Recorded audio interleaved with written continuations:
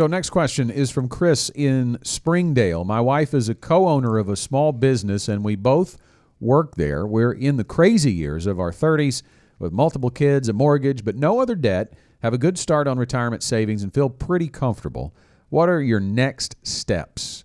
Well, Chris, thanks for the question. We would say plan, because we don't know what you're missing until we take a holistic view of where you're at. But we can say one thing you didn't mention there, Janet, was life insurance. And that's a big thing. If you're in your 30s, you can feel pretty comfortable, but that could derail everything. Yeah, so everything, Chris, that you went through here, it feels very positive, other than we're in the crazy years. I get that. But there's really probably some positives even in that. It just is what it is at this stage of life. But there's nothing there that you've expressed as a concern.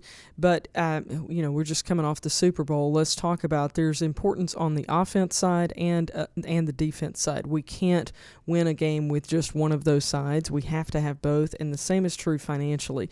So on the defense side for yourself, you have to protect if things go wrong, what happens. And so even though you might be on track financially, if things go right, then you've got to think about if one of you doesn't come home, what happens to the other person and your children financially. So we would encourage you really to do some due diligence on insurance. That's something that an advisor can help you with and help you walk through that number. I will tell you, most people who have insurance are terribly underinsured. Mm-hmm. They don't really think about, when you think about that you're in your 30s, what are your future earning years? What is the dollar amount that you're capable of earning for the rest of your working lifetime? And it's a big number.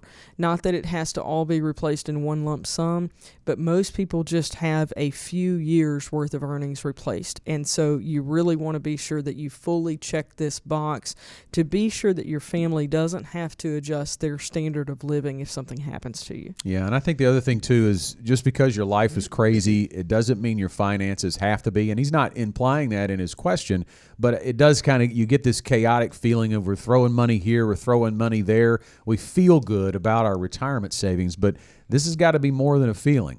That's why we said plan right off the bat. You have to have something written on paper, on purpose, to show you where you're going. You can have so much going on that decisions on where to allocate dollars becomes vitally important, can make a huge difference in where you end up in retirement or whatever it is you're saving or investing for. It is very easy not to be intentional when you've got kids going this way and going that way. So having a plan gets those dollars allocated where you want them. And hopefully, if you're doing well, which again, they feel pretty good about where they are, right, there's enough margin there that we can create some what I like to call planned spontaneity. So it's freedom with parameters, but you have a budget for your spontaneity. As weird as that sounds. We were talking about just the freedom to be able to do some things you want without going, but wait, we didn't put it in the budget. But if you have that wiggle room, my husband and I have for years had a line item in the budget that says fun money. Mm-hmm. And sometimes fun money is spent on a pair of shoes, and sometimes fun money is spent on more time together, whether it's a long weekend or a date night or whatever. But we get to choose that. So like you're saying, Scott, it's planned spontaneity. We planned a dollar amount. We just didn't plan the details of how exactly are we going to use those dollars. But I do think it's important to find that balance. Yeah. And the other thing, too, you've told us you have a mortgage but no other debt. Keep that up. Avoid debt in the future. And the other thing is we talked about with our 30-year-old earlier in the show, you got to avoid lifestyle inflation. There's going to come a time, and it's easy for me to sit back now at 50, almost 51 years old and talk to people in their 30s, because it's been a little while.